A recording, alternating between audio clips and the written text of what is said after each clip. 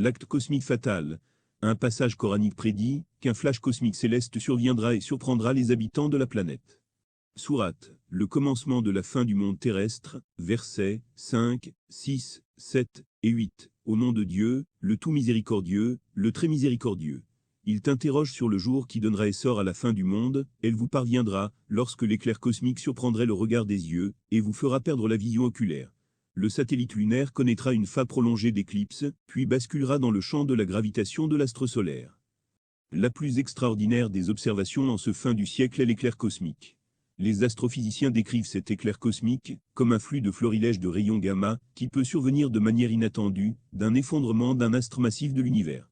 Les observations menées par les astrophysiciens ont montré, et de manière rarissime, que ce phénomène est d'une exceptionnelle violence. Ce sont des tueuses cosmiques. Elles donnent lieu à des explosions spectaculaires. Elles sont 100 milliards de fois plus lumineuses que le Soleil. Elles émettent une énergie qui correspond à plus d'1 milliard de fois celle que le Soleil produit dans toute son existence. Cette déflagration spectaculaire relâche dans l'univers de grandes quantités de radiation mortelle. Si le phénomène est proche, nous verrons dans le ciel un événement très lumineux, peut-être plus lumineux que Vénus, que toutes les planètes, ou même que la Lune, ou plus lumineux peut-être que le Soleil. Les sursauts gamma sont si puissants le long des faisceaux de particules et de radiation que si certains étaient dirigés dans notre direction, ils pourraient détruire toute forme de vie sur la Terre, quand bien même ils prendraient leur origine à des milliers d'années-lumière de notre planète. Aujourd'hui, les spécialistes savent qu'un jour prochain, chacun d'entre nous pourrait être le témoin de la force incroyable d'une supernova. Si cela surgissait dans notre galaxie, nous serions témoins de la force à la fois la plus destructrice et la plus créatrice de l'univers. Nous verrions un flash très brillant à un endroit précis du ciel, comme si une nouvelle étoile apparaissait. Et tout le ciel deviendrait blanc. Selon la source des astrophysiciens, le rayonnement gamma est constitué de photons comme la lumière visible et le rayonnement X, mais il est beaucoup plus énergétique. Le flux de photons gamma peut se produire aléatoirement dans toutes les régions du ciel et peut atteindre 1 million de téraélectronvolts. Les sursauts gamma se manifestent par des flashs extrêmement intenses et brefs, quelques dixièmes à quelques dizaines de secondes. Le flux de rayons gamma survient lorsque l'étoile s'effondre par son cœur en laissant apparaître un trou noir. Cet effondrement entraîne une émission de deux jets incroyablement énergétiques. Les instruments de l'observation le détectent sous forme d'une libération d'un faisceau lumineux bipolaire à l'échelle galactique. L'effondrement d'une étoile supermassive sur elle-même produit une hypernova. L'effondrement formera au centre un trou noir en rotation. Cette hyperrotation capture dans ses filets gravitationnels la matière environnante et rejette des particules chargées de rayonnement gamma en un jet bipolaire. L'éclair cosmique est considéré comme un phénomène des plus violents de l'univers. Du fait de sa composante physique dense en rayons gamma, les astrophysiciens le dénomment le sursaut gamma. Il est donc un phénomène physique destructeur. Ces rayons proviennent particulièrement d'une explosion d'une étoile supermassive hypernova. L'effondrement gravitationnel est si profond qu'il en dégage un flux lumineux intense, et il est si intense qu'il pulvérise le record des explosions cosmiques. Il serait le plus puissant après le Big Bang. Ce sursaut gamma survient sans crier gare, au rythme effarant de fractions secondes, et en tout point de l'univers. L'effondrement d'une étoile ou d'une galaxie libère une énergie colossale en explosant. C'est l'éclair cosmique. Il peut déstabiliser tout un environnement cosmique, combien même serait-il distant à des années-lumière. C'est une explosion thermonucléaire qui se fait précéder d'un flash cosmique. Son jet de lumière est si puissant qu'il pulvérisera tout objet céleste se trouvant sur son passage lumineux. Un sursaut gamma dégage la luminosité d'1 billion de milliards de soleils. Cela signifie que certains de ces phénomènes pourraient se produire à 12 milliards d'années-lumière. Ces sursauts sont donc très éloignés, et la forte luminosité de leur rayonnement indique qu'ils sont bien plus puissants que ce que l'on imaginait. Les observations astrophysiciennes sont remarquables et absolument effarantes, elles servent de thème d'appui pour élucider un des passages coraniques, restés jusque-là moins lucides et mystérieux.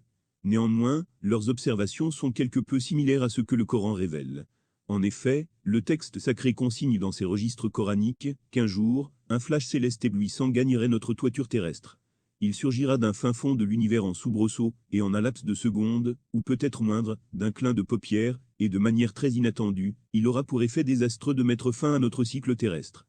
Cet éclair cosmique surgissant de notre galaxie ou d'une autre serait si intense qu'il troublera tout le cortège des planètes du système solaire.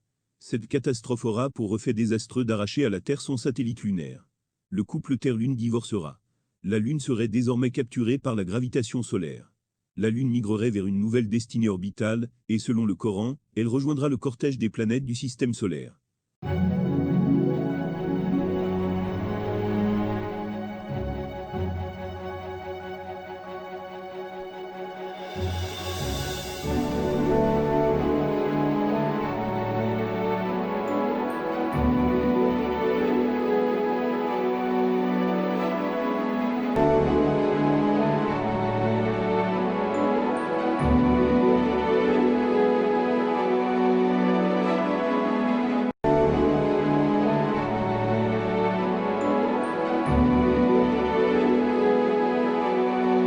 L'astre lunaire passera de la fonction d'orbite satellitaire à un planétoïde du système solaire.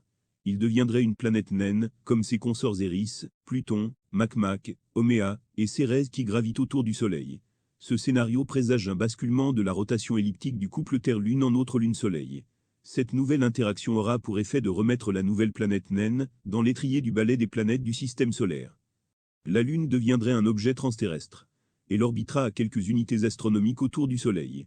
Elle se retrouverait dans le meilleur scénario, dans une trajectoire distante entre Terre et la planète Mars, et dans le pire, aux extrêmes des unités astronomiques du système solaire. Le flux lumineux aura également des conséquences sur les autres planètes avoisinantes. Leurs lunes seront également perturbées, sinon affectées par l'éclair cosmique. La Terre, désormais sans la présence de la Lune, connaîtra une saga de déstabilisations astrophysiques et géophysiques, un processus qui, hélas, engendrera la fin du monde terrestre. La Lune qui, par sa présence, a stabilisé la Terre par certains paramètres, déviera par son absence la Terre de ses points orbitaux initiaux. Le plan de l'orbite lunaire, qui est incliné de 23 degrés, disparaîtra. La Terre se dépolarisera par rapport au Soleil et retombera sur son axe équatorial.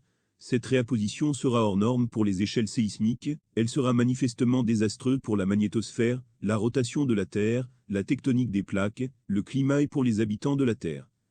La Lune, qui avait entre autres une fonction de contrepoids pour rythmer l'accélération et la décélération de la vitesse de la Terre, va par son absence déballer la Terre dans une rotation vertigineuse. L'accélération tournera la Terre, sur elle-même, comme une toupie. Un effet désastreux suivra et affectera le noyau, le manteau et l'écorce terrestre. Elle sera catastrophique pour l'ensemble des habitants de la Terre. La voilà, la Terre parvenir au terme de sa vie.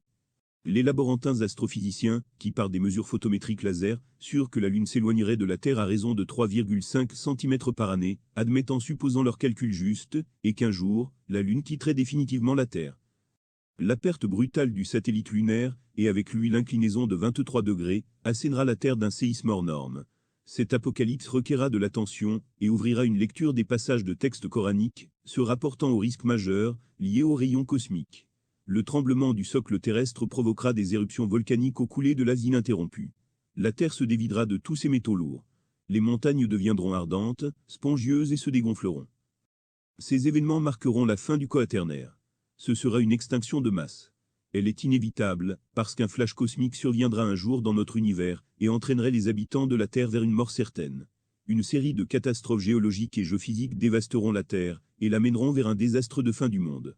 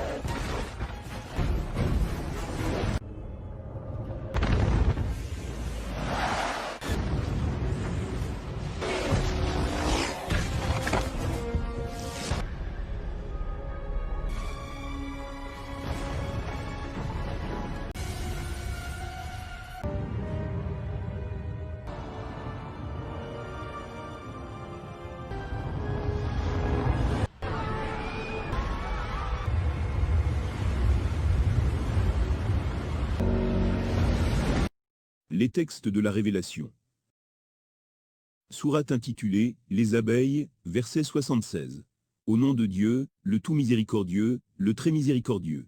Dieu connaît les mystères des cieux et de la terre. L'heure viendra avec un signe perceptible et visible. Il sera bref et court, l'instant d'un battement de paupières, ou peut-être moindre. Sachez que l'omniscience divine recouvre toutes choses. Un éclair cosmique plus vif que le clignement des paupières des yeux. Le verset coranique évoque la brièveté du temps du flash cosmique. Il le compare au court instant d'un clignement d'œil. Les spécialistes en pathologie des tics des paupières disent que les membranes nictitantes dépendent de l'activité du cortex visuel. Les réflexes des membranes sont les plus rapides du corps humain. Le clignement des yeux est un réflexe involontaire se produisant en plusieurs dizaines de milliers de fois par jour. Certains l'estiment à 30 000 fois par jour. Le clignement le plus fréquent se mesurait par millisecondes, il est entre 100 et 150 millisecondes, du début à la fin. Les sursauts longs durent de 2 à 100 secondes, voire plus. Et ceux à courte durée durent moins de 2 secondes. Certains sont aussi rapides qu'un clignement d'œil. Une étude menée par des chercheurs japonais suggère que le clignement des yeux permet à notre cerveau de se reposer pendant un très court instant. L'activité du cortex visuel, que celui des zones pariétales et préfrontales seront interrompues. À en croire que cette interruption cherche à nous empêcher de remarquer les microsecondes d'obscurité. Le clignement conserve donc des mystères. Un autre verset du Coran révèle un épisode du prophète Salomon. Lorsque le prophète interrogea les djinns au sujet de la reine de Saba, l'un des djinns lui rétorqua « Je te ramènerai le trône de la reine avant même que la membrane de ta paupière ne revienne de son clignement. » Cette réponse laissa supposer que les djinns agissent dans des temps records, où leurs actions seraient plus courtes que les battements de paupières. Un autre verset coranique dit « Les djinns vous voient par là, où vous ne pouvez les voir. » Cette assertion divine montre que non seulement les djinns agissent dans les temps records des millisecondes, mais restent en dehors des longueurs d'onde de la lumière, se situant entre 400 et 700 nanomètres. Le clignement des paupières conserve donc des mystères. Il est régi par le cortex visuel, qui l'empêcherait d'entrevoir au travers des millisecondes d'obscurité. L'omniscient nous épargne peut-être une fenêtre sur le temps à laquelle il n'est pas désirable d'y accéder. Une dimension dans le temps strictement réservée aux entités parallèles. Ces entités agissent dans des microsecondes d'obscurité, là où le cortex visuel, celui des zones pariétales et préfrontales interrompt toute perception visuelle. Sourate, le commencement de la fin du monde terrestre, versets 5, 6, 7 et 8. Au nom de Dieu, le tout miséricordieux, le très miséricordieux. Il t'interroge sur le jour qui donnera essor à la fin du monde, elle vous parviendra, lorsque l'éclair cosmique surprendrait le regard des yeux, et lui fera perdre la vision oculaire. Le satellite lunaire connaîtra une phase prolongée d'éclipse solaire, puis basculera dans le champ de la gravitation de l'astre solaire. La première chose que les gens verraient, que ce soit au milieu de la nuit ou du jour, c'est que nous aurions un nouveau soleil dans le ciel. Ce serait la première indication que quelque chose ne va pas. On verrait des rayonnements très intenses et assez brefs, parce que ces événements se produisent rapidement, et ils nous rendraient sûrement aveugles.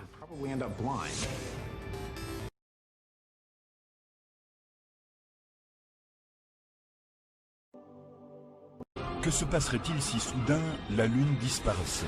Si la Lune disparaissait dans une phase de pleine Lune ou de nouvelle Lune, elle serait alors alignée avec le flamand solaire. Une explosion de lumière surgissant de nulle part dans le ciel et c'est déjà la fin du monde. Les retombées du flux lumineux frapperont les voyants de ces cités.